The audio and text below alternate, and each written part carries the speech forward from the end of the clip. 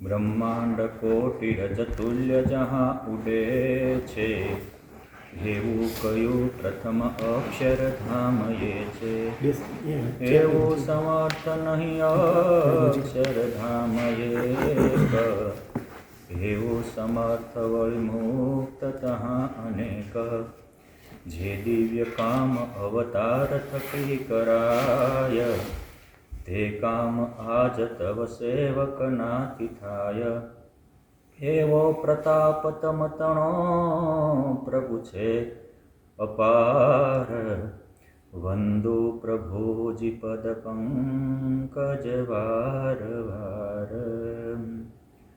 ઓમ શ્રી સ્વામિનારાયણાય નમો નમઃ. શ્રી હરિકૃષ્ણાય ઘનશ્યામાય પૂર્ણ પુરુષોત્તમાય નમો નમઃ. બોલો શ્રી સ્વામિનારાયણ ભગવાનની જય. આપણે કાલે પ્રથમના 44મા વચનામૃતનો એક પાઠ પૂરો કર્યો હતો. મેઇન મુદ્દો હતો ભગવાનમાં સ્નેહ થાય, સ્નેહનું રૂપ શું? તો કે ભૂલાઈને વ્યાકુળતા થાય તો પ્રેમ કહેવાય. જેમાં આપણે ગાડીની ચાવી ભૂલાઈ ગઈ હોય તો વ્યાકુળતા થાય. અરે બહાર નીકળ્યા બૂટ ભૂલાઈ ગયા ને તો કોણ લઈ ગયું છે, કોણ લઈ ગયું છે, શોધખોળની મન થાય છે. અમે નાના હતા તો એક ભાઈનું હીરાનું પેકેટ પડી ગયું હતું બોટાદથી એ જૂનો ગામે જતા હતા રસ્તામાં. તો પેકેટમાં એ તે વખતે કંઈક 70-80 હજારનો માલ હતો. 4 દિન 4 રાત સુધી 14 કિલોમીટરનો રસ્તો હતો. એ આખો પરિવાર હાલ જ કર્યો કે ક્યાંકથી મળે, ક્યાંકથી મળે, ક્યાંકથી મળે કહેવાનું. આખો પરિવાર એમાં ધંધે લાગી ગયો કે આ પડીકું મળવું જોઈએ. એમ આખા પરિવારના દિલમાં એમ થાય પુરુષોત્તમ મળવા જોઈએ, પુરુષોત્તમ મળવા જોઈએ, પુરુષોત્તમ મળવા જોઈએ. તો એ પુરુષોત્તમનો પ્રેમ કહેવાય, પ્રેમ કહેવાય. એટલે આપણને લૌકિક હાણવૃત્તિ થાય તો એ ખૂંચે છે, એમ ભગવાન બોલાય ત્યારે ખૂંચે તો એને પ્રેમ કહેવાય. બ્રહ્માનંદ સ્વામીએ પૂછ્યું કે મહારાજ એવો પ્રેમ કેમ થાય? તો તરત જ મહારાજે કીધું કે સત્પુરુષને વિશે પ્રીતિ એ જ પરમેશ્વરને વિશે પ્રીતિ થવાનું અસાધારણ કારણ. લગભગ વચનામૃતમાં પ્રત્યેક સાધનોની સમાપન મહારાજે સત્પુરુષ દ્વારા કર્યું છે. પ્રત્યેક સાધનોનું પૂછો ભાગવત ધર્મનું પોષણ કેમ થાય, મોક્ષનું દ્વાર ખુલ્લું કેમ થાય? તો પણ કીધું કે એવા જે ધર્મ, ભક્તિ, જ્ઞાન અને મહાત્મ્ય સહિત ભક્તિયુક્ત સંત હોય એમાં પ્રીતિ થાય તો ભાગવત ધર્મનું પોષણ થાય અને મોક્ષનું દ્વાર પણ ખુલી જાય. આમાં પ્રીતિ થાય તો અરે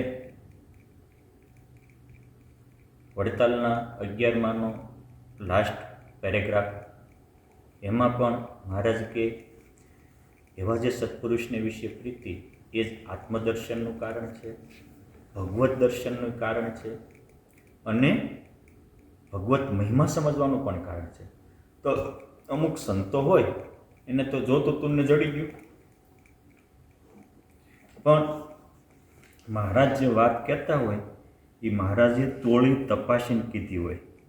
આપણે માત્ર એક જ એનો પેરેગ્રાફ લઈએ અને આખું ન સમજીએ તો ઘણીવાર ઊંધું સમજવાની પૂરી શક્યતા રહે છે. માટે એમાં જે મહારાજે સત્પુરુષના પ્રીતિ દ્વારા આત્મદર્શન ને ભગવત દર્શન થાય એનો આખો જે છે મહારાજ કે જો એનો ઉત્તર એ છે પૃથ્વીને વિશે જે ભગવાનના અવતાર અથવા તેને મળેલા જે સંત તે સંગાથે જ્યારે અતિશય પ્રીતિ થાય ત્યારે એ સત્પુરુષને વિશે એને કોઈ પ્રકારે દોષ ભાસે નહીં અને જેને જે સંગાથે હેત હોય તેને તેનો અવગુણ કોઈ પ્રકારે આવે નહીં અને તેના વચન પણ પરમ સત્ય મને. આ મેન મુદ્દો છે, એના વચન પરમ સત્ય મને. સત્પુરુષના મુખ્ય વચન હોય કે તું આત્મા છો, દેહ નથી, તું અક્ષર બ્રહ્મ છો, તારામાં પ્રગટ પરબ્રહ્મ છે, તું મુક્ત છો, પુરુષોત્તમ નારાયણથી યુક્ત છો. ગુણાતીતાનંદ સ્વામી કે જેમ દેહાભિમાની દેહનું ભજન કરે છે કે મારું આ ગામ છે, આ નામ છે, આ જ્ઞાતિ છે, એમ આપણે આઠે પર ભજન કરવું. હું આત્મા છું, અક્ષર બ્રહ્મ છું અને મારામાં સર્વ અવતારના અવતારી, સર્વ કારણના કારણ પુરુષોત્તમ નારાયણ પ્રગટ પ્રમાણ બિરાજમાન છે. આટલી વાતમાં સ્વામી કે સાયન્સ શાસ્ત્રી આવી ગયું ને યોગ શાસ્ત્રી આવી ગયા, બધા શાસ્ત્રો આવી ગયા. સત્પુરુષ હંમેશા આપણને દેહાભિમાન તોડાવે છે અને ભગવાનમાં જોડે છે. હવે આપણે દેહાભિમાન તૂટતું ન હોય અને ભગવાનમાં જોડતા ન હોય અને પોતામાં જોડતા હોય તો એ સત્પુરુષ નથી. અને એ સત્પુરુષમાં પ્રીતિ એટલે જેને જેમાં હેત હોય એમાં એના વચન એને મનાય છે. એટલે સત્પુરુષના પ્રીતિ થઈ આત્મદર્શનનું કારણ એ છે કે સત્પુરુષના વચન સત્ય મનાય છે એટલે આત્મદર્શન થાય છે. અને બાકી તો ઘણાને સંતોમાં પ્રીતિ હોય, કોઈને બ્રહ્મદર્શન નથી થતું. રિઝલ્ટ તો મળવું પડે ને. મેઇન મહત્વનો પાર્ટ છે રિઝલ્ટ. જેટલું રિઝલ્ટ થાય ને એટલું વાસ્તવિક આપણે સમજ્યા ગણાય. એટલે રિઝલ્ટ બહુ અગત્યની બાબત છે કે મહારાજે કીધું પછી કે હાલો સત્પુરુષમાં દર્શન, સત્પુરુષમાં પ્રીતિ ભગવત દર્શનનું કારણ છે. તો કયા સત્પુરુષમાં પ્રીતિ કરે તો ભગવત દર્શન થાય? પહેલી વસ્તુ એક જે સત્પુરુષમાં જે પ્રીતિ કરે એ સત્પુરુષને આત્મા અને પરમાત્માનું બેનું દર્શન હોય તો એ કરાવી શકે. એક ટૂંક એન્ડ ટચ સીધી વાત છે. તમે કોઈ સ્ટોરેજમાં વસ્તુ પદાર્થ લેવા જાઓ, અહીંની તો સ્ટોરેજની મને બહુ ખ્યાલ નથી, પણ ભારતમાં તો એવું હોય કે અમુક કરિયાણાની દુકાન હોય, અમુક પાણીની દુકાન હોય, અમુક કાપડની દુકાન હોય. તો કાપડની દુકાનમાં તમે જાઓ તો તમને ત્યાં હોનું મળે, અને હોનીની દુકાનમાં જાઓ તો તમને ત્યાં અનાજ મળે, અને અનાજની દુકાને જાઓ તો તમને ત્યાં હીરા મળે. જેની દુકાનમાં જે માલ હોય એ જ ત્યાંથી મળે. એમ જે સંતની દુકાનમાં પુરુષોત્તમ નારાયણ રૂપી માલ ભર્યો હોય એમાં તમે પ્રીતિ કરો તો એ તમને એ આપે. કેમ પ્રેમ જેને જેમાં હોય એ એને આપે જ છે. પણ પહેલાં તેને આત્મદર્શન કે પરમાત્મા દર્શન હોવું જોઈએ ને. એટલે જે આપણી પરંપરા છે, દિવ્ય ભવ્ય પરંપરા છે, સમજવું પડે કે રામાનંદ સ્વામી રૂપી દુકાનમાં પરબ્રહ્મ પુરુષોત્તમ નારાયણ રૂપી માલ ભર્યો હતો તો રામાનંદ સ્વામીની સંગે આવી બધાને એને પરમાત્માનો અનુભૂતિ કરાવી દેતા હતા. એક નહીં, ખાલી હજી વૃંદાવનથી નીકળી કૃષ્ણ ભગવાનનો સાક્ષાત્કાર કરી અને નીકળ્યા અને પર્યા ક્ષેત્રમાં આવ્યા, જ્યાં આજે ત્રિવેણી સંગમ કહેવાય, જ્યાં ભવ્ય કુંભ મેળો આપણે ગયા વર્ષે જ ભરાણો હતો, આ વર્ષે જ તે હતો. તો ત્યાં સત્યાનંદ સ્વામી, ધર્મદેવ, ભક્તિ માતા આવ્યા, થોડી સેવા કરી, ત્યાં સીધા જ એને ભગવાનની અનુભૂતિ કરાવી. અને રામાનંદ સ્વામીના આશ્રમમાં જે કોઈ રહેતા હતા એ બધા સાક્ષાત્કારી હતા.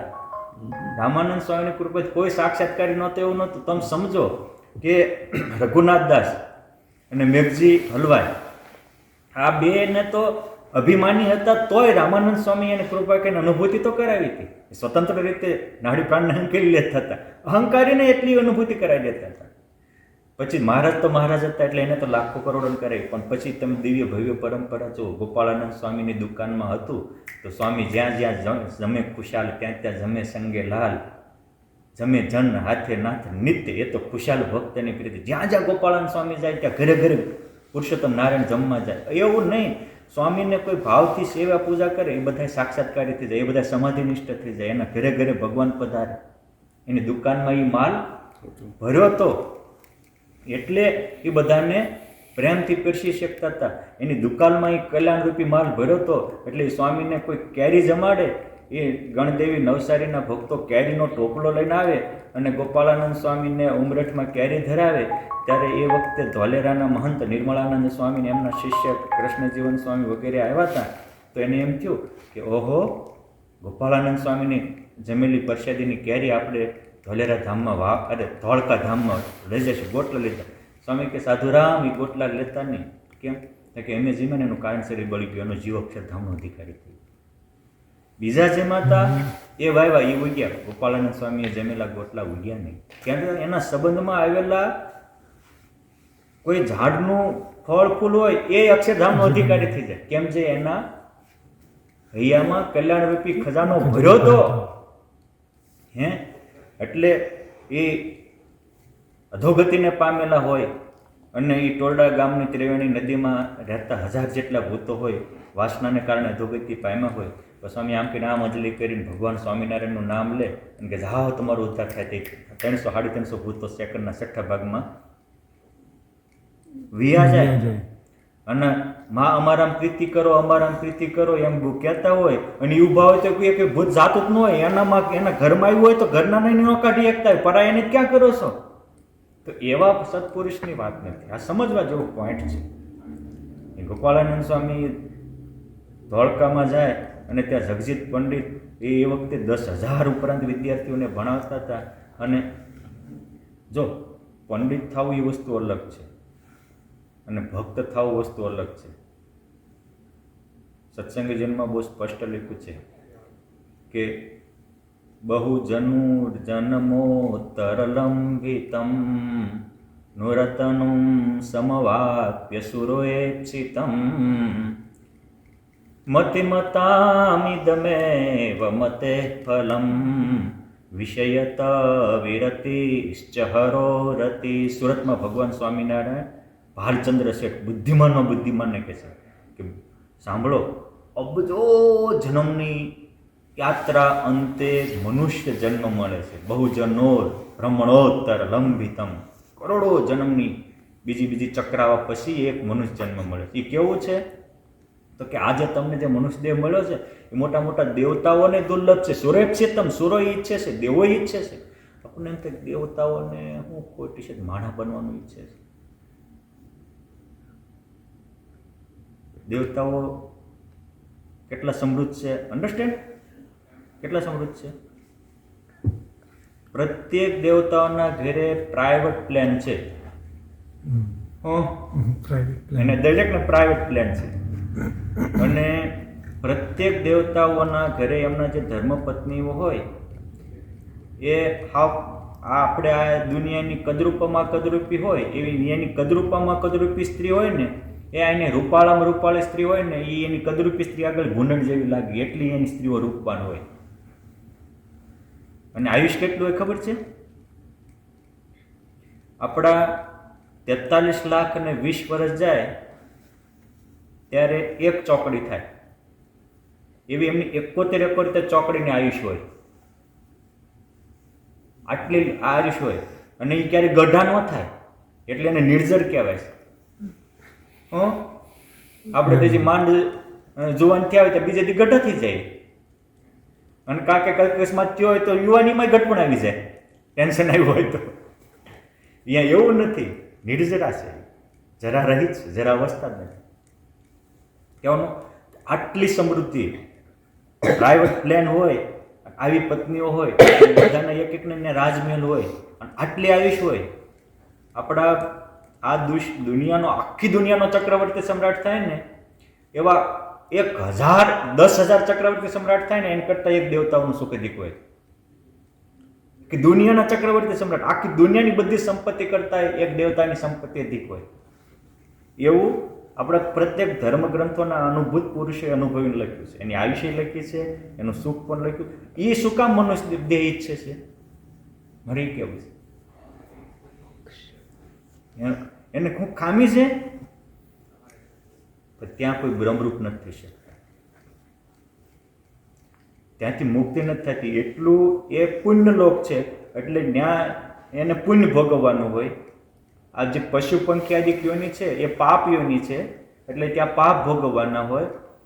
પરંતુ પાપ પુણ્યથી મુક્તિ થઈ અને બ્રહ્મને પરબ્રહ્મની અનુભૂતિ માત્ર મનુષ્યથી થાય છે. એ અહીં ઉગે છે. એટલે કહે છે કે મતિ મતામિદમેવ મતે ફલમ. બુદ્ધિશાળીની બુદ્ધિનું ફળ શું?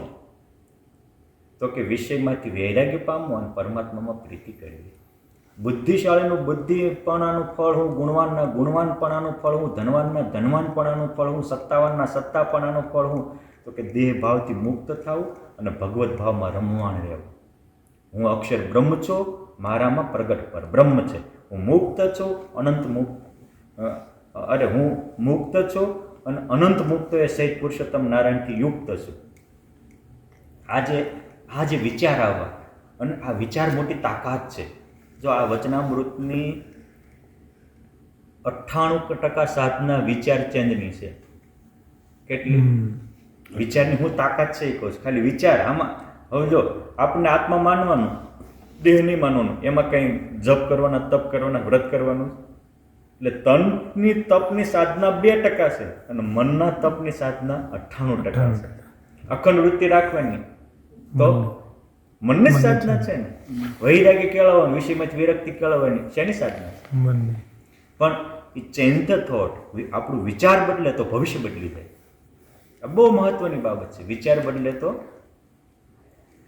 યોગ સમ્રાટ ગોપાળાનંદ સ્વામી સત્સંગ વિચરણ કરી નડિયાદથી વડતાલ તરફ આવતા હતા અને નરસંડાની સીમમાં ત્યાંના ગોવિંદ પટેલ મળી ગયા.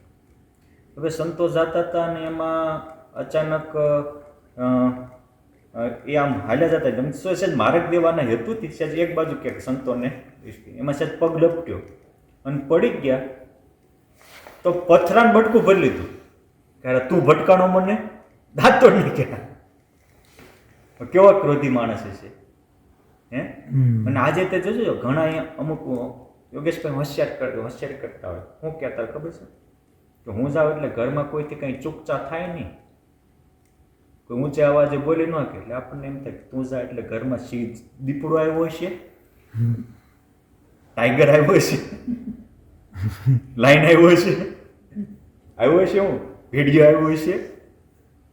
એટલે તમે જાઓ તો ઘરના બધા સભ્યોના મુખ પ્રફુલ્લિત થવા પડે. પોતાના ક્રોધને પણ માણસ ગૌરવ સમજે છે, પોતાના ઘમંડને ગૌરવ સમજે છે. હવે એનું ઘમંડ કે ક્રોધ કઈ રીતે ટળે? આ ગૌરવ લેવા જેવી વાત નથી. દરેક કુટુંબના વડીલોના દિલમાં એવું પડે, બધા એના આખા પરિવારના સભ્યો એ જાય તો હૈયામાં આનંદનો સાગર લાવવો પડે કે અમારા દાદા આવ્યા, અમારા વડીલ આવ્યા, અમારા મધર આવ્યા, અમારા ફાધર આવ્યા. આવું થવું જોઈએ. એ પરિવારની એકતા ને તમારા કુટુંબના સુખનું કારણ છે, નીવ છે. આટલા ક્રોધી પણ ગોપાળ બધા કે સ્વામી આમ જુઓ તો ખરા કે એને સાધુ માટે માર્ગ દીધો ને પુરુષોત્તમ નારાયણ એને સાચો માર્ગ બતાવશે. આટલો જ એક સંતના હૃદયમાં આટલો વિચાર આવ્યો કે મહારાજ એને સાચો માર્ગ બતાવશે. એને સાધુ પ્રત્યે એટલી પ્રીતિ થઈ ને, કીધું ને કે સત્પુરુષને વિશે પ્રીતિ એ ભગવત પ્રીતિનું અસાધારણ કારણ છે. પણ એ ગોપાળાનંદ સ્વામી એવા સત્પુરુષ હતા, એનો એક આવો સદવિચાર આવ્યો અને આ મેં કીધું વિચારી મોટી તાકાત છે. ગોપાળાનંદ સ્વામીને આ વિચાર આવ્યો એટલે એમ થયું કે આવા સાધુની હાજરીમાં મેં આનંદ બટકું ભરી લીધું. સાધુના હાજરીમાં હું મર્યાદા ન જાળવી શક્યો. બહુ સમજવા જેવો પોઈન્ટ છે કે સંતની હાજરીમાં મર્યાદા ન જળવાની તો એને પોતાને દુઃખ થયું. અને ભગવાનની આ મંદિરની હાજરીમાં, સાધુની હાજરીમાં, સભાની હાજરીમાં જે મર્યાદા ન જાળવતા હોય અને તોય તે પાછું કોક કેક આવું છે જ મર્યાદા રાખતા હોય તો ખોટું લાગતા હોય, એ ક્યાં? અને આ ગોવિંદ પટેલ ક્યાં? પરિવર્તન ક્યાં થાય છે? હવળું લે ત્યાં સમજવા જેવો પોઈન્ટ છે.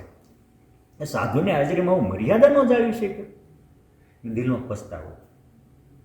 અને પછી તો નરસંડાથી ગોપાલ સુધી વડતાલ હતા આવ્યા એટલે બીજા સાધુ કે સ્વામી ઠોંકો મારીને સ્વામી બોલો પાણાને બટકું ભરી ગયા દી આવ્યા. સ્વામી કે પ્રેમથી જમાડો, જો સંતની કરુણા જો આલ્યું કે આમાં જ પ્રસાદી આપજો. સ્વામીએ થોડી પોતાની પ્રસાદી પડી છે, સ્વામીના હાથની પ્રસાદી જેમાં સંતોએ જમાડ્યા. અને પછી સ્વામીને કે સ્વામી શું કરો? સ્વામી કે જાઓ માળા કરો હરિકૃષ્ણ મહારાજ, ભગવાનમાં જોડે તે સંત. અને સ્વામીની કરુણા હતી તે ગયા. પછી તો સ્વામી આ વીરુ જેવા છોકરાને મોકલ્યો. એ કે જા ઓલા મંદિરમાં માળા કરે ને એને ટાપલી મારીને લેતો આવી. હું એને ટાપલી મારીને કાઢો પકડી લેતો આવી. તો ઓલા સ્વામી કે એટલે ગયા ટાપલી મારીને કહે છે હાલો મંદિર બંધ થવા આવ્યું તો ખાવાની ખબર નથી પડતી, નકરા મંદિરમાં બેસી રહ્યો છો. અરે મારી ભૂલ થઈ ગઈ, મંદિરની માહિતી મર્યાદા ન જળવાની. સ્વામી કે જો કે સંતોને કે નાના સાધુ મોકલાતા એ સ્વામી ક્રોધ અદૃશ્ય થઈ ગયો. સ્વામી કે હવે એને સાધુની દીક્ષા આપી.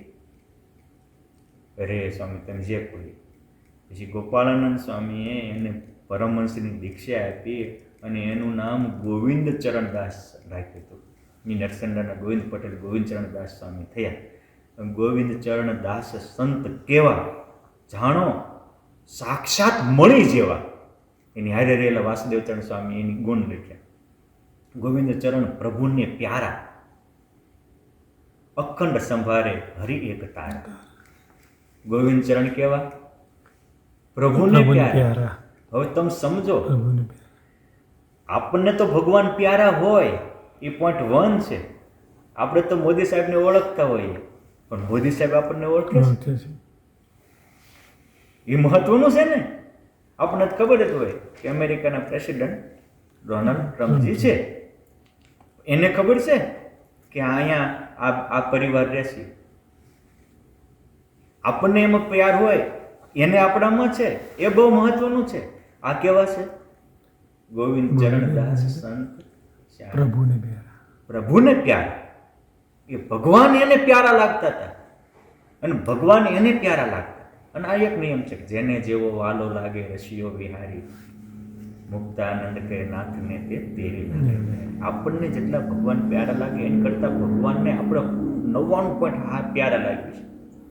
આપણને ઘણા એમ વાર એવા વિચાર આવે માનુષીયતે કે ભગવાન મારું કેમ સાંભળતા નથી? આ કોઈક સાધુ પ્રાર્થના કરે પટલે સાંભળે છે, મારું કેમ સાંભળતા નથી? એક આપણે એ વિચારવું પડે હું ભગવાનનું કેટલું સાંભળું છું? આટલું જ. હું ભગવાનનું કેટલું સાંભળું? જે ભગવાનનું સાંભળતા હોય એનું ભગવાન સાંભળે. સીધી બાબત છે ને. તમારા પરિવારમાં તમારું કોઈ સાંભળતા હોય તો એ ક્યાંક કહે તો તમે એનું સાંભળો. આ તો કોમન બાબત છે. એટલે મારે જ કીધું કાંઈ આજે વડતાલનું 11મું છે તો કે કુટુંબીમાં પ્રીતિ હોય તો એમાં હેત છે મનાય છે, એના વચન મનાય છે. એમાં સત્પુરુષના વચન મનાય. આ પરિવર્તન આવશે. એટલે સત્પુરુષને વિશે પ્રીતિ એ ભગવત પ્રીતિનું અસાધારણ કારણ છે. થઈ ગયું ને? આટલો પ્રતિમાણ મનીષ એવો સાધુ તો ભગવાન એને પ્યારા લાગવા માંડ્યા.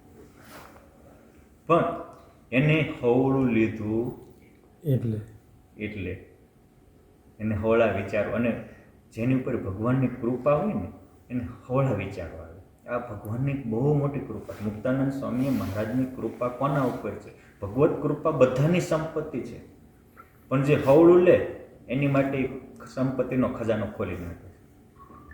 ભગવાનની કૃપામાં વારો તારો નથી, પણ જે દિન થઈને સવળું લેશે એની માટે એ પડદો ફાડીને કૃપા પ્રગટે છે. એટલે સ્વામી કે હરિ કૃપા જબ હોત હૈ તબ રહત સદા સુવિચાર. સારા વિચાર, સવળા વિચાર આવે કે આવા ભગવાન, આવા સંતો. આ આપણને સાચવનારા તો અનેક હોય, સાચું કહેનારા કેટલા હોય? આ હોળો વિચાર કહેવાય. કોઈ કે આપણને કીધું હોય હવ દેહાભિમાનનું તો પોષણ કરનારા છે, દેહાભિમાન ટાળનારા કેટલા? આ હોળો વિચાર કહેવાય. હરિ કૃપા જબ હોત હે તબ રહત સદા સુવિચાર. મુક્તાનંદ કહે હરિ હરિ જન્મ મેં પઢત નવલો પ્યાર. જેને ભગવાનને સાધુ વાલા લાગે. જો એક ગોવિંદ પટેલ આટલા ક્રોધી હતા પણ ક્યાં પહોંચી ગયા? ક્યારે? ભગવાનમાં સાધુમાં પ્યાર થયો, હરિ જન્મમાં ભગવાનમાં સંતમાં પ્યાર થયો ત્યારે પહોંચ્યા ને. એટલે આ પરિવર્તનની કથા છે. અને હરિ કૃપા જબ હોત હે તબ અંતર હોત વિરાગ. અને અંતરમાં વૈરાગ્ય થાય. અને મુક્ત કહે તે હોત હે હરિ જન્મે અનુરાગ. ભગવાનના સંતોમાં અનુરાગ, જગતમાં વૈરાગ. અને હરિ કૃપા જબ હોત હે તબ સુજત અપના દોષ. મુક્ત કહે તે હોત હે સદા તે નિર્દોષ.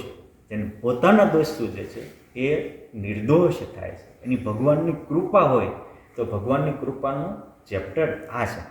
અહીંયા મહારાજે કીધું, સોમલા ખાચરે કીધું કે મહારાજ એવો પ્રસંગ કરીએ છીએ. મહારાજ કે ક્યારેક ખવડું લ્યો છો ને ક્યારેક ખવડું લ્યો છો. તમારા 2 યુવાન દીકરાઓ ધર્મપત્ની ધામમાં ગયા તો બધું મૂકીને તમે આવ્યા તો છો, તેમ છતાં હજી બીજાનું સાંભળો છો. અર્થાત બીજામાં જેટલો વિશ્વાસ રાખો છો એટલો જ અમારામાં રાખો છો. ક્યારેક અમારો વિશ્વાસ રાખો છો, ક્યારેક જગતનોય રાખો છો. અને અમારી માટે વાપરો સમય એટલું બીજા માટે પણ વાપરો છો. પરિવાર ભલે વી આવ્યા અહીંયા તો પણ સંસારી જીવ માટે. એટલે મહારાજ કહે છે કે અડધો છે વિચાર કરો, સોમલા ખાચર પરિવારનો ત્યાગ કરીને એક રહેણી કેણી બનીને મહારાજ ભેગા રહેતા હતા. મહારાજનું જ્યારે લોલંગરની લડાઈ થઈ તો સૌથી મોખરે સોમલા ખાચર હતા અમદાવાદમાં. અને જ્યારે બીજા કોઈ ઢીંગાણા થયા તો એ પોતાના પ્રાણની પરવા કર્યા વિના મહારાજ અને દાદા ખાચર જેવા ભક્તો માટે, સંતો માટે પ્રાણની પથારી કરવા તૈયાર હતા. તો એ મહારાજે કીધું કે અડધો અમારો કરો છો, અડધો જગતનો. ચેતી ગયા અને હવળું લીધું કહેવાય. વાત તો થાય પણ પોતા ઉપર લે ત્યારે કામ થાય. સાચું છે. કે આપણે સંસારમાં રહીએ છીએ એટલે બીજાની વાત ન સાંભળવી પડે એવું નહીં, પણ આપણે ડિસિઝન કોનું લેવી છે? સંસારનું અમુક ડિસિઝન આપણે જગતના માટે લેવી, અમુક ડિસિઝન સાધુ પાસે લેવી. જ્યાંથી જે આપણને આપણે ગમતું થતું હોય એવા એની પાસે એની ડિસિઝન લઈ લઈએ તો એટલો કુસંગ કહેવાય. એટલે એને નક્કી કર્યું કે હવે મારે મહારાજને મુક્તાનંદ સ્વામી, ગોપાળાનંદ સ્વામી, ગુણાતીતાનંદ સ્વામી જે મોટા સાધુ કે એમ જ કરવું છે. કાંઈ પણ હોય એને પૂછીને કરવું છે. એવું થયું તો એવી એક રહેણી કેણીની અંદર એનું અંગ બંધાણું, અંદર બહાર બધે ભગવાન દેખાવા માંડ્યા. મહારાજ ધામમાં ગયા તો એને દિવ્ય દર્શન આપતા હતા. હા, આ જો પ્રગાઢ પ્રીતિ કરી દીધી, પણ ક્યારે થઈ? અડધો અરે હું બધું છોડીને આવ્યો તો અડધો કુસંગ, અડધો અમારો ને અડધો જગતનો સંગ. આમ અવળું લીધું હોત તો ફેંકાઈ ગયા. આજે સંપ્રદાયમાં સોમલા ખાચર એ મણી જેવા ભક્ત તરીકે પંકાના. અવળું લીધું તો આપણે રવિ સભામાં કીધું હતું કે લૈયા ખાચર અખંડ બ્રહ્મચારી હતા. સોમલા ખાચરને તો 2 દીકરાઓ હતા, પરણેલા હતા. તો પણ સોમલા ખાચરનું નામ જેટલું પુરુષોત્તમ નારાયણના હૃદયમાં સ્થાન થયું એટલું અલૈયા ખાચર ન મેળવી શક્યા. કેમ? અવળું લીધું. અમુક વખતે આ બ્રેક લાગી જાય. અવળું લઈએ તો આપણા જીવનની બ્રેક લાગી જાય અને સાધન બાધન કાંઈ પછી કામ નથી લાગતા. સાધન તો સૌભર્યાદિકના કેવા ગુણાતીતાનંદ સ્વામી કહે તો પણ ધક્કા લાગ્યો. અને આ સત્સંગમાં જેને ભગવાન કે સાધુમાં નિર્દોષ પ્રીતિ થઈ એને ધક્કા નથી લાગ્યા. એ ડંકા વગાડીને ધામમાં ગયા છે ને બીજા લેતા ગયા. આ સંપ્રદાયની દિવ્યતા, ભવ્યતા. આ સોમલા ખાચર પણ સંવત 1898 ફાગણ સુદ ચોથના દિવસે હજારો વિમાનો લઈને મહારાજ તેડવા આવ્યા. ડંકો વગાડીને ગઢપુર ધામથી અક્ષરધામના અધિકારી બન્યા હતા. પણ જાહેર સભા મહારાજ કહે છે અડધું અમારો કરો છો, અડધો જગતનો કરો. પાર્ષદ બનીને પુરુષોત્તમ નારાયણ હારે ફરે છે. અને સ્થિતિ તો કઈ 2 દીકરા ધામમાં ગયા હતા કે મહારાજ તમે તમારું લઈ ગયા, કોઈ હર્ષશોક નહીં, સંસારથી વિરક્ત છે. તો પણ મહારાજ આવી ટકોર એને કરી શકે એ કેટલા ભાગ્યશાળી. અને હવળું લઈ 100 ગણા ભાગ્યશાળી. હવે વસોના વિપ્ર વાલા ધ્રુવ આ પણ અદ્ભુતાનંદ સ્વામી જેવા સંતના સંગે કરીને સત્સંગના રંગે રંગાયા હતા. આ વસો ગામમાં પહેલાં તો સત્સંગ જ ન થતો. ત્યાંના કશ્યાભાઈ વગેરે મહારાજના ફૂલ દ્વેષી હતા. મહારાજે કીધું કે જ્યાં બિન સત્સંગી હોય ત્યાં જઈને સત્સંગ કરાવજો. આ નંદ સંતોની એક તમે કરુણા જુઓ. સ્વામી કહે હું આ ગામમાં 18 વાર ભિક્ષા માગવા ગયો, મને 18 વાર કાઢી મૂક્યો. એક ખાલી રોટલાનો ટુકડો ન આપ્યો. કેટલી વાર? 18 વાર. તો પણ 19મી વાર ગયો. પછી ત્યાંના જે કશ્યાભાઈ ગામધણી હતા એમના ભાઈ જ હતા તુલસીભાઈ, એને આદર થયો. અમીન તુલસીભાઈના દીકરા વાઘજીભાઈ. આપણા ગ્રંથોમાં લગભગ કોઈ ગ્રંથોમાં પટેલોના સંવાદ હોય નહીં. મોટાભાગના બ્રાહ્મણોના, ક્ષત્રિયોના કે સાધુના, સંતના, ક્ષત્રિયોના સંવાદ હોય. પણ હરિલામૃત જેવો સંપ્રદાયનો અજોડ ગ્રંથ, એમાં કહે ભૂમાનંદજી તમે સુણો વાઘજી ભાય, વિસ્તારી તમને કહું હરિચરિત્રનો મહિમાય. એ વડતાલ ધામમાં હરિમંડપ જેવા પવિત્ર સ્થાનમાં ભૂમાનંદ સ્વામી વાઘજીભાઈના હરિલામૃતના કથા સંભળાવી. એનો સંવાદ આવ્યો. બહુ સરસ સમજવા જેવી વાત છે. એ તુલસીભાઈ અમીને અદ્ભુતાનંદ સ્વામીને પછી પોતાના ઘરે રાખ્યા અને પેલા કશ્યાભાઈ મૂક્યું સ્વામિનારાયણના મુંડિયાને કાઢી મૂકજો. કારણ કે પહેલાં મારું માથું લેવાનું અને પછી સ્વામિનારાયણના મુંડિયા જાય છે કે હું બગાડ્યું ગામનું.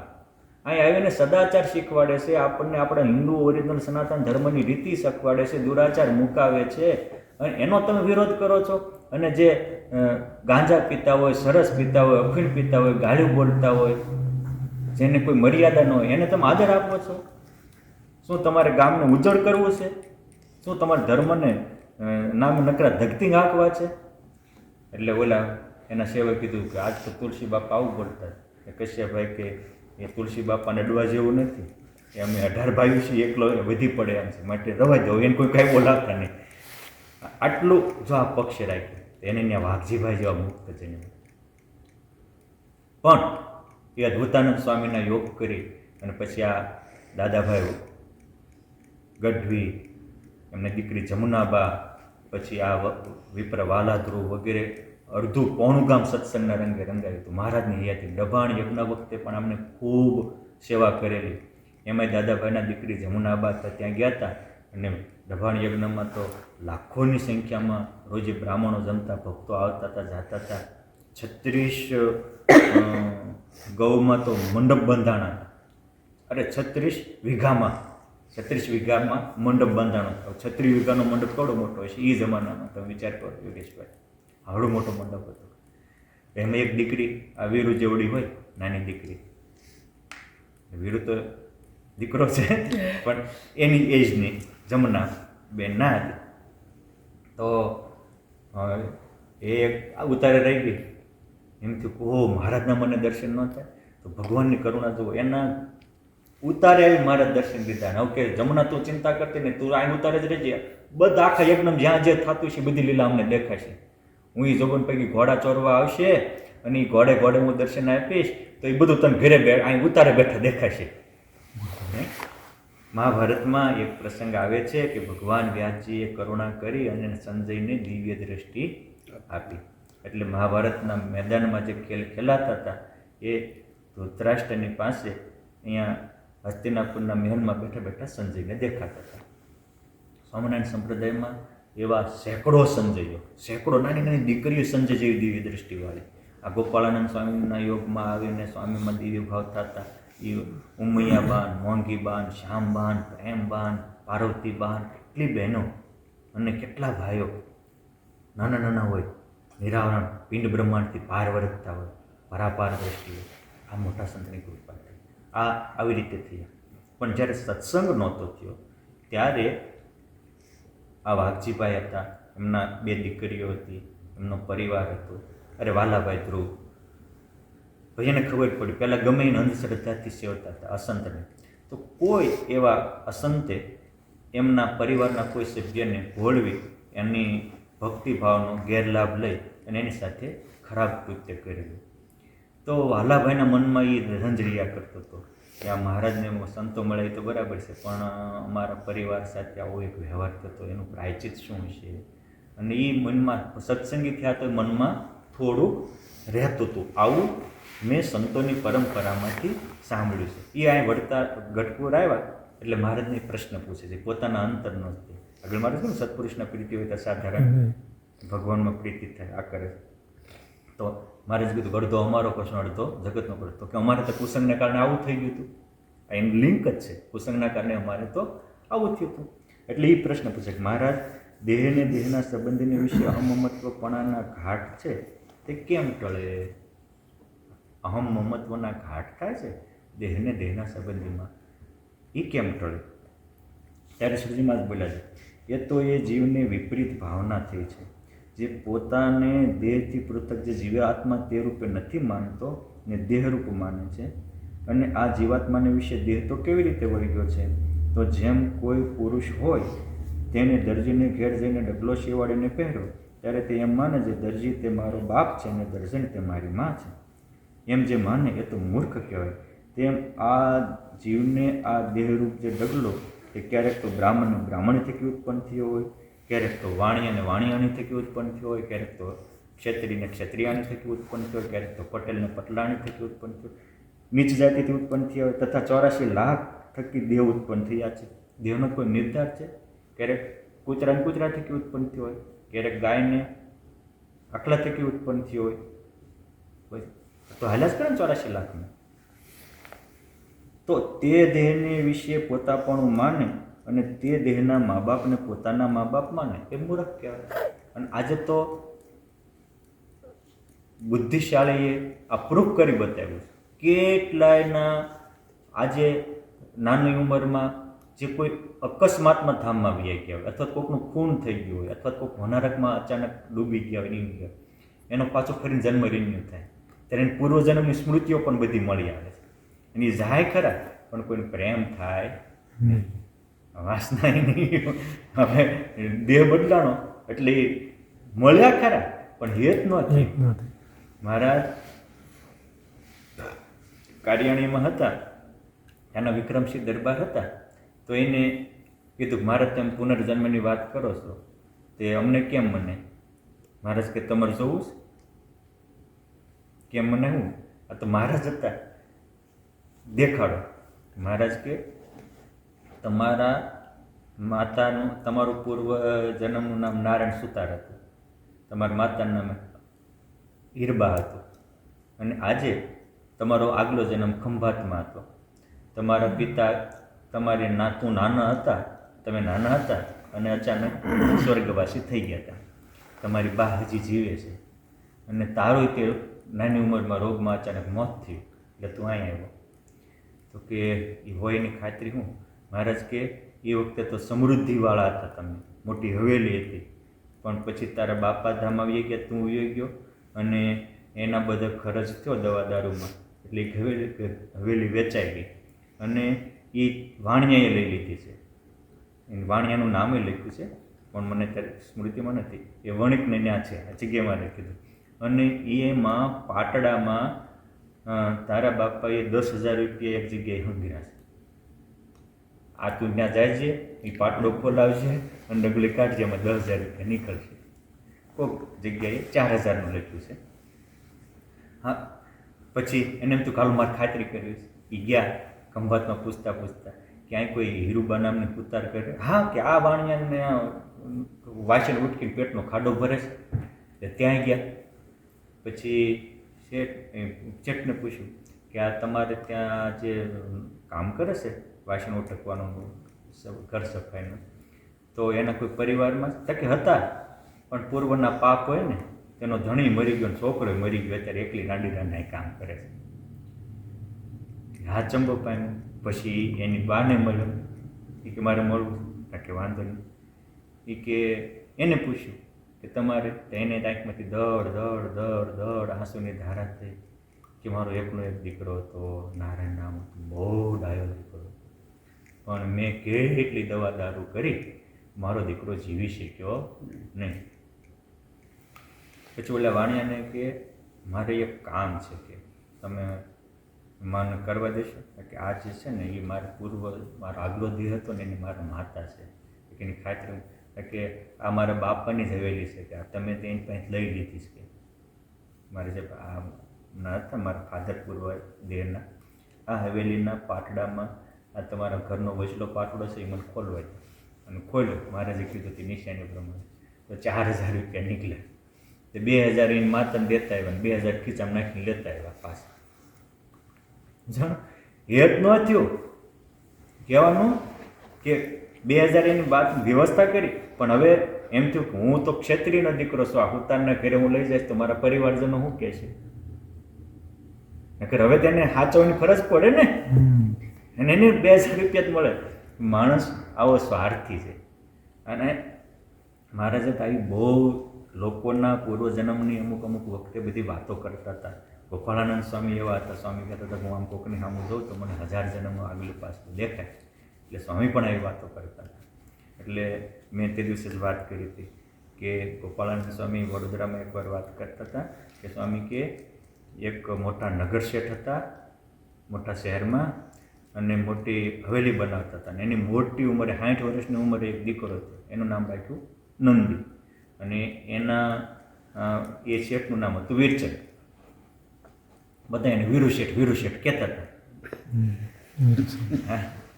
તે વીરચંદ શેઠ તે એના જે ખજાનસી હતા એને સવારમાં વહેલા ઉઠીને કે મારા ખજાનામાં જોઈ લે, ગણી લે મારા ખજાનામાં કેટલા રૂપિયા છે? આ મારા છોકરાને કેટલી પેટી સુધી હાલે એવું છે? તો શેઠ ગણીને કહે છે કે આ તમારા નંદીને 7 પેટી વાપરે ને તોય ખૂટે નહીં, એટલા રૂપિયા છે. આમ જે વાત કરતા હતા ત્યાં રસ્તામાંથી એક વાત કરતા કરતા બહાર નીકળ્યા, ત્યાં સાધુને ખડખડાટ હસવા માંડ્યા. આને એમ થયું કે આ સાધુ વાત તો હું ને મારો ખજાનચી કરીએ છીએ. પછી બાજુમાં મોટી હવેલી બનાવતા હતા, છોકરા હાથ બનાવતા કે હારામ હારી હવેલી કરજે, રંગરોગાન કરજે, આ મારો એકનો એક દીકરાને મારે આપવાની છે. એ સાંભળી ગયા. સાધુ ફરીને ખડખડાટે છે.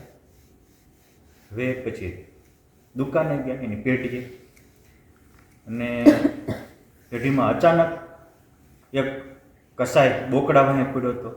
બોકડામાં ખબર પડે ને, husband of બકરી, ગોટ ગોટ એટલે બકરીનો હસબન્ડ ને બોકડો કહેવાય.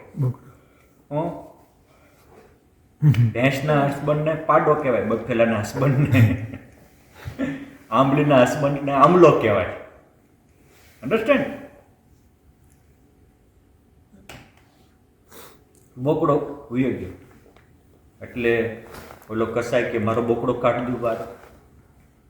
એટલે શેઠને દયા આવી, વીરચંદ શેઠને.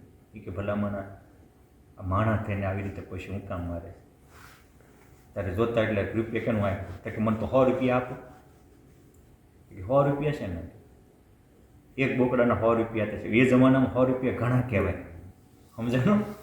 100 રૂપિયા એ જમાના શેઠ ખોટા નહોતા, વેપારી બુદ્ધિવાળા હતા. 100 રૂપિયા ઘણા કહેવાય, કારણ કે એ જમાનામાં 10 રૂપિયાનું તોલું હોવાનું મળતું. એટલે 100 રૂપિયાના 10 તોલા હોવાનું મળે એટલે 10 લાખ થાય. ત્યાં લાખ રૂપિયાનું તોલું છે ને, એક બોકડાના 10 લાખ એટલે વધારે જ કહેવાય ને. હમણાં કોઈ એવું ગીર ગાય હોય ને વસ્તુ અલગ છે. એટલે 50 કે ના દે ને, કીધું 99 નહીં, કોઈ હો જોવે. એ કે લે 60 આપ. કીધું ને મારે હો જોવે, કે 70 આપો. 75 જો 1 રૂપિયો મારે ઓછો લેવાનો નથી. તમારે દેવાય તો કાં 100 રૂપિયા દઈ દો, નકર મારે આ બોકડાને માંસાથી વેચી જ કાપીને એટલે મને 100 રૂપિયા મળનારા છે. મેં આ સોદો કરી નાખેલો છે અને તમે લેતા જ, મારે બીજાને દેવો નહીં. આનો બાટો થારો જરાય ઓછું નથી કરતો. એટલે બોકડાના શિંગડા પકડી અને ગળી ગયો હતો ને પેટીમાં, બહાર કાઢ આ લઈ જાગે એમ કરીને ફગાવ્યો કસાઈના હાથમાં. કસાઈ લઈને કાપી નાખ્યો. ત્યાં સાધુ નીકળાય, ખડખડાટ હશે. એટલે આને એમ થયું ખરાબ, એટલે ખજાનચીની વાતમાં હશે, હવેલી રંગાવતો ત્યારે હશે, અત્યારે હશે. પછી હાંજી ગયા ઘરે જઈને, આ બધું ઘટના ઘટી ગઈ. એ ગયેલા ખાવાનું જ્યાં ખાવાનું માગ્યું. એકનો એક દીકરો હતો, વાલો બહુ હતો, હજી 60 વર્ષની ઉંમરે જન્મ હતો. એટલે એની ધર્મપત્નીને કહે છે કે આપણે નંદી ક્યાં? તો કે હું તો છે. કે ના ના, એને જગાડે એને બહાર, કે મારે એને જોતા જોતા ખાવું છે. અને વાલો હોય એટલે મારે જે વચનાત્માં લખ્યું કે મોટી ઉંમરે વાંજી હોય રાજાને, એને દીકરો થાય તો પછી મૂછ્યું તાણે ઘોડો ઘોડો કરે, સમજો ને? તો એનો અભાવ આવે નહીં. બસ આટલું જે દીકરામાં પ્રીતિ છે એટલી સાધુમાં પ્રીતિ થઈ જાય, એના ભાગ્યના દ્વાર ખુલી જાય. સ્વામિનારાયણ ભગવાન કેવા સીધા સંપલ એક્ઝામ્પલ આપીને સમજાવે છે. વચનામૃતની મહત્તા જ આ છે, ભાગ્યના દ્વાર ખુલી જાય. એટલે મહારાજ એ દીકરાને બેસાડ્યો. છોકરું તો છોકરું છે, બાળક છે, ટેબલ ઉપર બેસીને ખાવા ગયો હતો, ટટ્ટી કરી ગયો. ટટ્ટી પાસે એને થાળીમાં હોત ગઈ. એ કે લે નંદીએ બધું બગાડ્યું કે હવે જે તમને તમારી માટે થાળ રાખ્યો હતો એ તો થઈ ગયો, બીજો તો છે નહીં, કારણ કે તમારી માટે જ રાખ્યું હતું. વાંધો ને, છોકરાની પરસાદી તો ઉત્તમ કહેવાય, લે હું ખાઈ લઉં. હવે છોકરાની ટટ્ટી કરેલી પરસાદી ખાવા ગયો, ત્યાં સાધુ નીકળ્યા, ખડખડાટ હશે. એટલે ખાતા એક બાજુ મૂકીને કે આ હું મારું કાંઈક ઇન્સિડન્ટ બને અને આ સાધુ હશે છે, કંઈક આમાં દાળમાં કાળું લાગે છે, કોઈ સામાન્ય નથી લાગતા, અદ્ભુત યોગી છે. એટલે નોકરને કંઈક બોલ્યા, સાધુ બજારે માલે જઈને બોલાય કે બોલો શેઠજી, શું અચાનક? કે આ સવારમાં ખજાનાની વાત થઈ હતી ત્યારે હવેલી રંગાવાની વાત હતી ત્યારે હશે, આ બોકડાને મેં આપી દીધો ત્યારે હશે, આ દીકરો અહીં હશે. આમાં રિયાલિટી છે એમ છે, ખોટું ન લગાડતા કહું. અરે તમને વચન આપું છું, ખોટું નહીં લગાડું. હું ત્રિકાલગ્ન સાધુ છું. તમને એવું લાગે છે ને કે આ નંદી મારો દીકરો છે? તમારે ત્યાં કાળી મજૂરી કરનારો અને મજૂરને તમે કાંઈ ન થાય પણ મજૂરે પૈસા માંગ્યા હતા અને તમે એને મરાઈ નાખ્યો હતો, એનો ન આપવો પડે. એ મજૂર આ તમારા નંદી રૂપે આવ્યો છે. આજ તમે એની જેમ તમે મરાઈ નાખ્યો તેનો આજ તમે ઉત્તર દીધો છે. મને હસવું એનું અને હાથ પેટી સુધી નહીં ખૂટે એવું તમે કહેતા હતા. પણ સાંભળો છે, હાથ પેટીની ક્યાં કરો છો? આ તમારો નંદી મોટો થશે ને એટલે તમારે ભીખ માગવા જ આવે ને એમ તળિયું ઝાટક કરી નાખવાનો. આજ તમને એની માટે તમે હવેલી બનાવો છો. મને એનું હસવું આવ્યું હતું કે તમે એની હાથ પેઢીનો અમર પદ વિચારો છો. આ તમારું લેવા આવ્યો છે. તો કે ઓલો બોકડો તો કે તમારા બાપા હતા. બોકડો નહોતો, એ તમારા બાપા હતા. અને એ કસાઈ પાસેથી તમારા બાપાએ જે આ તમારી પેટી ચાલુ કરી ને ત્યારે 100 રૂપિયા લીધા હતા. પણ પછી એને 100 રૂપિયા પાછા આપ્યા નહીં, ગૂંચવી રાખ્યા હતા. એટલે એ 100 રૂપિયા દેવા માટે એને ત્યાં બીજા જન્મે બોકડો થઈને જન્મ ખાધો પીતો અને બોલા 100 રૂપિયાનો એનો સમય થયો એટલે આને ખબર પડી કે આજે મને મારી નાખશે. અને એને ખબર પડી મારા છોકરા પાસે લાખો રૂપિયા લઈને પેટીમાં ગળી જાય. દોડો આમ તો નહોતો કર્યો, તમારો બાપો કર્યો. અને એને એમ હતું કે તારી પાસે લાખો છે, 100 રૂપિયા તો આપીશ ને, પણ તે તારા બાપાને 25 રૂપિયાના લોભે કપાઈ નાખ્યો. મને ખર આ સંસારના સંબંધ કેવા છે? આ સંસ્કારે કોઈક ન્યાસાનો બંધુ હોય, કોઈક વેરાનો બંધી હોય. એટલે આ રીતે આ સંસારનું ઝાડું આખું ગૂંચવાઈ ગયેલું છે. આ માટે શેઠ સુખી થવું હોય તો પુરુષોત્તમમાં પ્રીતિ કરી લેજો, બાકી અહીં કોઈનું નથી. અને આ આખો મહારાજે ઉપદેશ આપેલો ગઢપુરમાં, એ ગોપાળાન સ્વામી વાત કરીને આ જ્યારે મહારાજે ઉપદેશ આપ્યો ત્યારે આના અનુસંધાને જ દેવાનંદ સ્વામીએ પદોની રચના કરેલી. આપણે જેને પ્રસિદ્ધ પદ દેવાનંદ સ્વામીના છે ને કે કર પ્રભુ સંગાથે જડ બિતરી રે મરી જાવું વેલીને ધન માર અંતે. આ તું જેની માટે હાથ પેઢીનું કેસી નથી, કોઈ તારું નથી. અને તું સંબંધી માટે રોવે છો કે સંસ્કારે સંબંધી સર્વે મળ્યા, એ છે મોટી માયાની. હવે એને ખબર છે કે આ બોકડો મારો બાપ છે, આ નંદી મારો મજૂર છે, કરેલા કર્મના હિસાબ ચૂકતે થાય. મારું કરીને ધન મેળવ્યું એમાં તારું નથી તરફાર. માટે સેવ કોઈક સાચા સાધુને સેવજીએ સાચા સંતને તારા ટળશે ત્રિવિધ્યના તાપ. દેવાનંદ કે ના નાથને ભજી તો ટળશે સર્વે સંતાપ. આ વસ્તુ છે. આ એક આપણા નંદ સંતોના પદો પણ અનુપમ ઇતિહાસ છે, સમજવા જેવા છે. આય મહારાજ કહે છે કોઈના સગા નથી. પૂર્વે અનેક જન્મમાં થયા છે અને એની માટે તમે મગજમાં ભરીને જીવશો તો મન ભરીને નહીં જીવી શકો. માટે વાલા ધ્રો બધું ભૂલી જાઓ મારા બાપ, ભૂલી જાઓ. હવે જે થયું એ મહારાજે પછી એને કીધું તો ચાંદા કરી નાખે એટલે પ્રાચિત થઈ ગયું. પણ એટલો બધો મમત્વનો મોહ ન રાખો. આ થયું તે થયું એનું ચિંતન થશે તો હરિનું ચિંતન ક્યારે કરશો? હા, તમારું કર્તવ્ય બજાવો, તમારી ફરજ નિભાવો, એમાં ના નથી. પણ કોકની ભૂલ થઈ ગઈ પછી ભૂલ મગજમાંથી જાય જ નહીં, નકરું ભૂલનું ચિંતન થયા કરે તો આપણી શુદ્ધિ ક્યારે થશે? આ તો આંતરિક શુદ્ધિ માટેના વચનો છે, બ્રહ્મરૂપ થવા માટેના વચનો છે, કોઈ સામાન્ય વચનો નથી. એટલે મહારાજે અહીંયા આ પ્રસંગ કીધો યોગેશભાઈ, સમજવા જેવો છે. પણ કે આ કીધું અને જો ગ્રંથોનો એક પરિપાટી હોય તો આ જ વસ્તુ ઉપનિષદમાં કહે છે કે ન જાય તે ન મ્રિયતે કદાચ. આ જ વસ્તુ ગીતાજીમાં આવી છે કે વાસાંસી જીર્ણાની યથા વિહાય નવાની ગૃહણાંતિ નરો પરાણી તથેવ જીર્ણાની વિહાની દેહી નૂતાની ગૃહણાંતિ નરો પરાણી. જેમ આપણે કપડું ફાટી જાય નવું પહેરી ન શોખ નથી પહેરી લેતા, એમાં હર્ષ શોખ કરો છો હે? એમ દેહ જૂનો થાય તો નવો લઈ લેવાનો. અર્જુનને ભગવાન ગીતાજી શું કીધું? આજ કીધું, આજ ભગવાન સ્વામિનારાયણ અહીં કહે. એટલે જે કોઈ જૂના ગ્રંથો હોય પછી નવો ગ્રંથ કોઈ રચાય તો એ જૂના ગ્રંથોની અમુક વાતો બેઠી હારી હોય, બધા મોટા પુરુષે સ્વીકારી લીધી હોય. એનો અર્થ એવો નહીં કે જૂનાની બેઠી કોપી કરીશ, બેઠીને તેની સારી વસ્તુ સ્વીકારીશ ને કંઈક નવું પણ આપ્યું છે આપ્યું છે. ત્યાં છે. અહીં મહારાજ હવે જો આગલો પોઈન્ટ છે એ નવો પોઈન્ટ છે, એ સમજવો જોઈએ. અને જો કોલસો કોઈ દી ઉજળો થાય, યોગેશભાઈ, કોલસો કોઈ દી ઉજળો શું ન થાય? નવું લિક્વિડ આવ્યું છે કોલસો ઉજળો કરવાનો. You see What's also?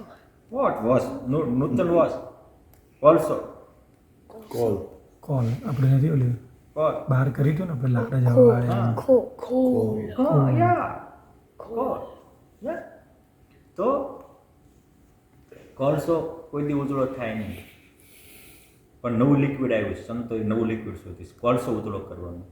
હવે તમે કોલસો લક્ષ્યથી ધોવો, મોતીથી ધોવો, કોઈ પણ હાવું, કોઈ પણ લિક્વિડ ઉજળો. કોલસો પહેલાં કાળો થયો શું કામ? અગ્નિથી અલગ, અગ્નિથી એટલે કાળો થયો. પછી લાવારસ હોય કે લાકડું હોય, લાકડાના અગ્નિ જુદો પડે કે લાવારસના અગ્નિ જુદો, અગ્નિથી અલગ થયો એટલે કાળો થયો.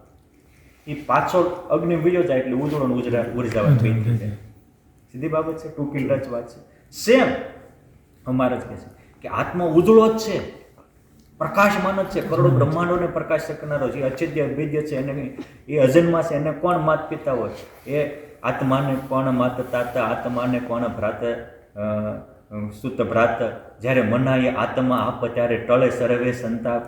નિષ્કુળાનંદ સ્વામી કીધું કોણ ભાઈ, કોણ ભગીની, કોણ માત ને તાત, કોણ કુળ, કોણ કુટુંબી, બ્રહ્મ હમારી જાત, મેં હું આદિ અનાદિ, આ તો સર્વે ઉપાધિ. આ એક એક સંતોના તો નિષ્કુળાનંદ સ્વામી બ્રહ્મ જાત છે, મારી તમારી બ્રહ્મ જાત છે. વયમ અમૃતસ્ય પુત્ર. મહારાજે ગીતાજીમાં કીધું અને વચનાવતમાં એ શ્લોક બેઠો મહારાજે લીધો કે મામે વંશો જીવ ભૂતે જીવ લોકો સનાતન. તમે મારા અંશ છો, મારા દીકરાઓ છો, મારા પ્રાણ પ્યારા છો. તમે સિંહના સંતાન છો, શિયાળિયાના નહીં.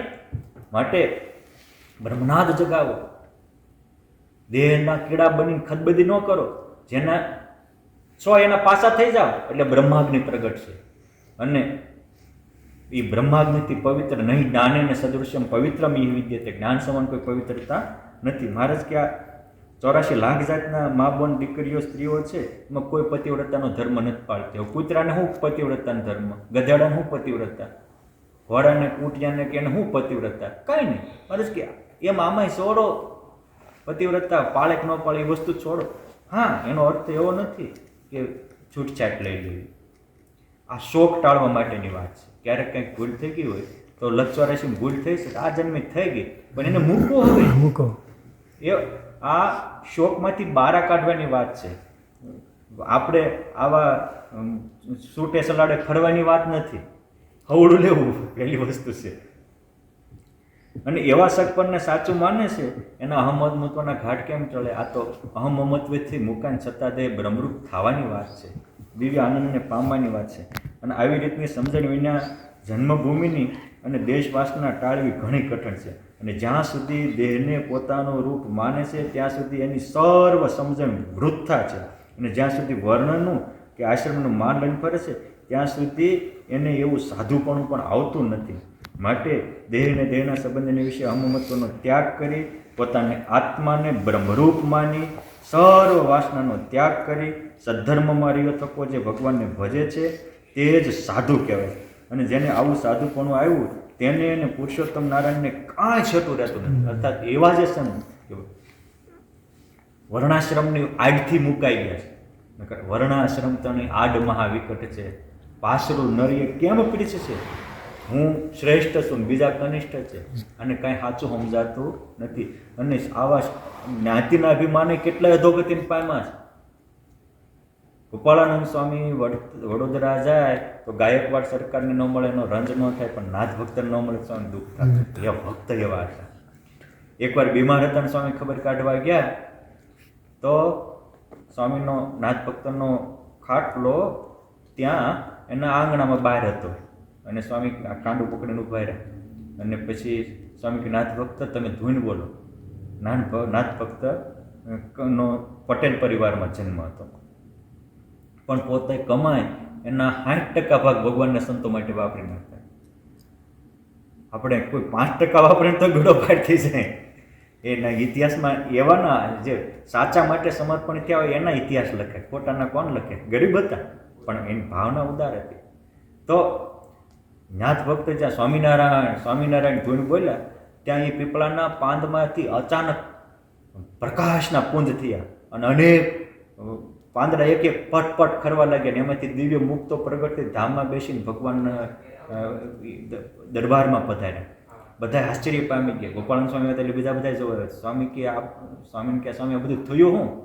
ત્યારે ગોપાળાનંદ સ્વામીને પૂર્વજન્મનો ઇતિહાસ કીધો કે આ બધા આગલા જન્મે મહાપ્રકાંડ વિદ્વાનો હતા, ભગવત ભક્ત હતા, પણ એને કારણે નાના જ્ઞાતિમાં જન્મા એની પ્રત્યે ગૌણ ભાવ રાખતા હતા. આ તો આ તો બ્રાહ્મણ છે, આ તો ક્ષત્રિય છે, આ તો વૈશ્ય છે, આ તો શુદ્ર છે. આવી બીજા ભગવાનના ભક્ત પ્રત્યે શ્રેષ્ઠતાના અભિમાનમાં ગૌણ કર્યા. એટલે જ્યારે લખવા ગયા ત્યારે બ્રહ્મા એને રોક્યા કે તમે જાઓ ભગવાનના ભક્તમાં દેહ બુદ્ધિ કરી એટલે તમે જળ શરીર પામી જાઓ. એ બધા જળ થયા હતા. પછી એને પ્રાર્થના કરી કંઈક કરો કે તમે જેની પ્રત્યે ગૌણ ભાવ કરતા હતા એ જેથી ભગવાનના મુખનો એના મુખથી તમે ભગવાનનો મંત્ર સાંભળશો તેથી તમારું કલ્યાણ થશે. એટલે ગોપાળાનંદ સ્વામી ત્યાં નાથ ભક્તના મુખે કલ્યાણ ધૂન બોલાવી અને એના કલ્યાણ. તમે સ્વામિનારાયણ સંપ્રદાયના આ સત્ય ઘટનાઓ છે, એક બે ખાનગીમાં ખૂણામાં નહીં, હજારોની વચ્ચે ઘટેલી ઘટનાઓ છે. એટલે મહારાજ અહીં કહે છે કે વર્ણાશ્રમનું માન લઈને ફરતા એમાં સાધુ પણ જ નથી આવતું. મહાન તો કોઈ પણ જ્ઞાતિમાં હોય અને મહાન હોય એની મહાનતા સ્વીકારી લેવી પડે. મીરાબાઈ રાજરાણી હતા તો ખબર પડી કે આ સંત રહીદાસજી મોચીસ હતા, સમાજનું કામ કરતા હતા, પણ એ ભક્ત છે તો એને ગુરુ તરીકે સ્વીકાર્યા. તુલસીદાસજીનો જન્મ બ્રાહ્મણ કુળમાં હતો, એ પણ કાશીમાં રહેતા હતા. સંત રવિદાસ પણ કાશીમાં રહેતા હતા. એટલે એને એમ થયું કે સંત રવિદાસ મહાન ભક્ત છે, હજારો લોકો જાય છે, ચાલો હું પણ એના દર્શને જાઉં. તેના દર્શને ગયા તો આ તો ચામડાનું કામ કરતા હતા અને થોડું કોઈ મૃત પશુ હશે એનું ચામડું ઉતારીને એનું કામ કરે ને લોહીવાળા પડે. તુલસી આ તો ગાંડા થઈ ગયા, મારે આવીને તુલસીદાસજીઓ મહાત્મા, મારે આવીને તુલસીદાસજીઓ સીધા ભેટવા ગયા. ત્યારે ઓલા થોડાક પાછા થઈ ગયા પણ તો એ હાથ થોડો કડી ગયો એટલે એના તુલસીદાસજીના કપડા ઉપર એક લોહીનો ડાઘો પડી ગયો. તુલસીદાસજી વિયાઈ ગયા પછી પણ ઘરે જઈને કપડાં બદલ્યા, સ્નાન કર્યું. પછી ઓલો કપડાં ધોવાનો હતો ત્યાં વંશ જેવો એમનો કોઈ સેવક હશે એ ધોવા ગયો તો ઓલું લોહીવાળો ડાઘ તો જાય ને એટલે આમ સહેજ મોઢામાં લઈ અને કાઢવા માટે ઓલું કર્યું. એ સહેજ ડાઘ એના દિલમાં ગયો ત્યાં આ 3 કાળનો જ્ઞાનવાળો થઈ ગયો છોકરો. તુલસીદાસજી કંઈક બોલવાનો એ પહેલાં બોલી નાખે બધું કહી દે આમ કે નહીં કે બસ તો આ સંત રવિદાસનું અરે આ તમારું કપડું ધોતો હતો ને એમાં મેં ચાટ્યું એમાં કંઈક ચમત્કાર થયો. ત્યારે તુલસીદાસજીને એમ થયું કે ઓહો, હું જેનાથી આશ્રમ વર્ણાશ્રમને લઈને ભાગી ગયો એના એક લોહીના ડાઘેથી આ નાના બાળક 3 કાળના જ્ઞાની થઈ જતા હું ધૂળ વર્ણાશ્રમનું માન લઈને ફરું છું. પાછા ગયા અને રોહિદાસને ભેટવા ગયા કે બાપજી તમે ત્યાં ઊભા રહેજો, ત્યાં ઊભા રહેજો. ત્યારે એ બોલ્યા કે તુલસી હરિ કે ભક્તિ વિના ચારેય વર્ણ ચમાર. તો જેને ભગવાનના ભક્ત છે, ભક્તિ છે એ જ એનો જ ઉદ્ધાર છે, અને જેમાં ભક્તિ નથી તો બધા ચમાર જ છે, ચામડા ચૂથનારા જ છે, એમાં કાંઈ લેવાનું નથી. એટલે આ વર્ણાશ્રમનો માન મુકાય ત્યારે આ પ્રગટે છે. દેહને પોતાનું રૂપ માને એની સર્વે સમજણ વૃથા છે. અને મહારાજ કહે છે કે જેને એવું સાધુપણું આવ્યું તો એટલે તુલસીદાસજી પછી સિયા રામમય સબદ જગ જાની કરવું પ્રણામ જોરી જુગ પાની. મુક્તાનંદ સ્વામી જ્યાં જોઈએ ત્યાં રામજી.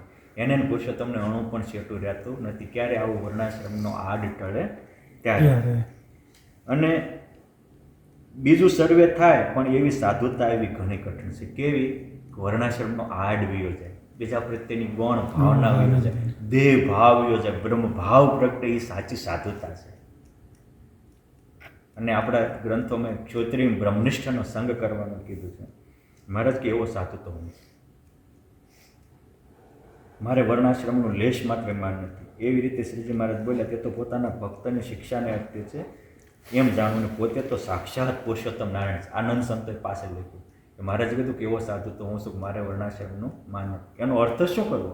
તો મહારાજ કે એવા જે બ્રહ્મરૂપ સાધુ છે એ સંત તે સ્વયં હરિ. સંત બોલે તે ભેગો હું બોલું રે, સંત ન ભૂલે હું એ ન ભૂલું રે. એ જેને આ ટળી ગયું છે, જે આ સત્પુરુષને વિશે પ્રીતિ થાય, એ સાધારણ પુરુષોત્તમમાં પ્રીતિનું કારણ છે જે સત્પુરુષના દર્શન એ આત્મદર્શન કે પરમાત્મા દર્શન કારણ છે.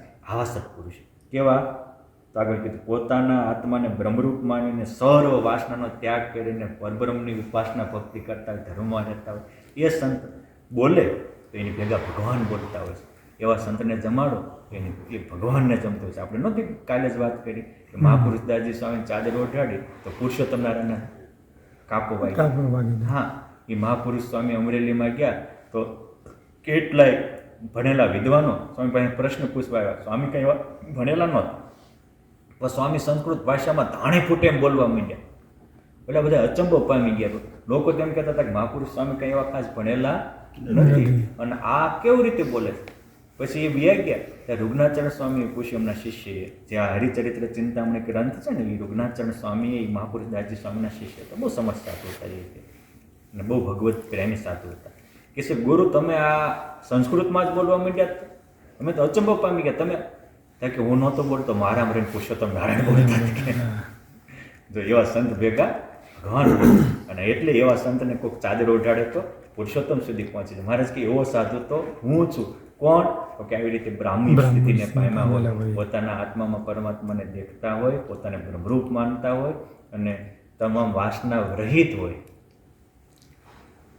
હરિભક્તોને ભગવાનનું સાચું જ્ઞાન આપવાનું હોય. હરિભગતના ખીચા ખાલી કરવા ખીચાની વૃત્તિ હોય ત્યાં પુરુષોત્તમ ન રહે. હરિભગતના હૈયા હામી એમાં કેટલી શુદ્ધિ થઈને કેટલી બાકી ત્યાં પુરુષોત્તમ નારાયણ. એવા સંત થારા પુરુષોત્તમ નારાયણ સમજાય છે. અને મહારાજ તો પુરુષોત્તમ નારાયણ હતા જ. એટલે કે છે મહારાજ તો સાક્ષાત પુરુષોત્તમ નારાયણ છે. ઇતિ વચનામૃતમ પ્રથમનું 44. આ વાતને આપણે સમજવા માટે કાલે પ્રથમનું 20મું લઈશું. આ જે બીજો પેરેગ્રાફ છે એ આમ કહીએ તો પ્રથમના 20માનું ભાષ્ય છે, પણ ઓલું પહેલાં મૂળ સમજી લઈએ તો બહુ સારું થાય. કાલે આપણે પ્રથમનું 20મું સમજીશું. અસ્તુ. જય સ્વામિનારાયણ.